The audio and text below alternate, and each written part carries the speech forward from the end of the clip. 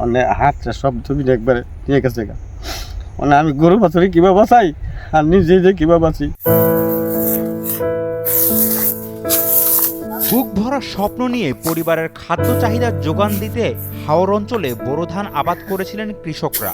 কয়েকদিন পর সোনালী ধান ঘরে তোলার স্বপ্ন ছিল কৃষকদের চোখে, কিন্তু কালবৈশাখী ঝড় আর শিলাবৃষ্টিতে হাওর অঞ্চলের কৃষকেরা অনেকটাই ক্ষতিগ্রস্ত।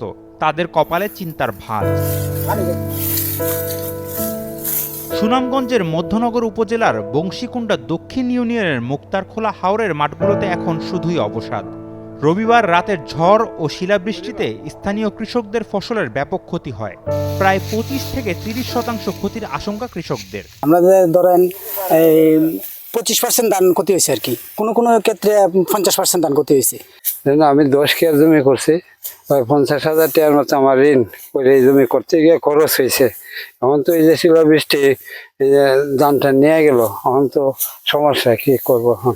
সরেজমিনে মুক্তারখোলা হাওর সহ আশেপাশের বেশ কয়েকটি এলাকার মাঠগুলোতে একই অবস্থা দেখা যায়। স্বপ্নের ফসলের এমন ক্ষতিতে চোখের পানি যেন ধরে রাখতে পারছেন না অনেক কৃষক। এই গৃহস্থী করতে গিয়ে অনেক টাকা পয়সা খরচ গেছে আমার, এনে প্রায় 15-20 কেজি জমি। মানে হাতটা সব জমি একবারে নিয়ে গেছে গা।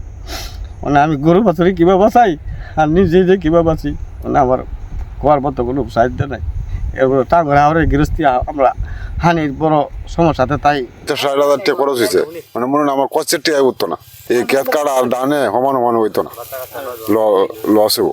অনেক গ্রামে ক্ষতিগ্রস্ত হয়ে গেছে, যে ধরনের ক্ষতিগ্রস্ত হয়েছে মনে হয় যে অর্ধেক টিকতে পারে।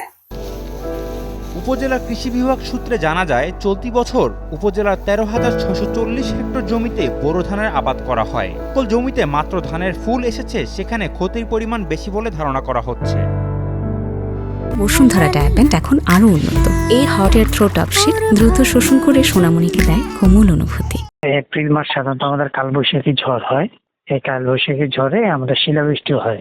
হাওরে বড় মৌসুমে যে এখন অবস্থা আছে সেটা হলো এখানে ফুল বের হয়ে গেছে শীত অবস্থায়। এই সময় যদি আমাদের হাওরে শিলাবৃষ্টি হয় সেক্ষেত্রে আমাদের ফলনের ক্ষতি হবে। তবে একেবারেই ধান যে নষ্ট হয়ে যাবে এই অবস্থা না, ক্ষতি হতে পারে।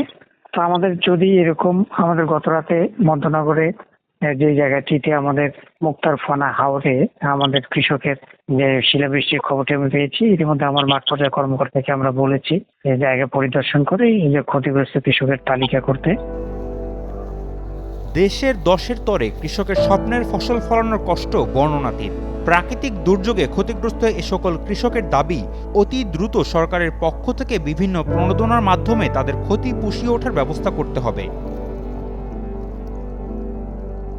সুনামগঞ্জ থেকে আলামিন সালমানের পাঠানো তথ্যচিত্রে ডেস্ক রিপোর্ট, শাহেদ আলম ফাহিম, কালের কণ্ঠ।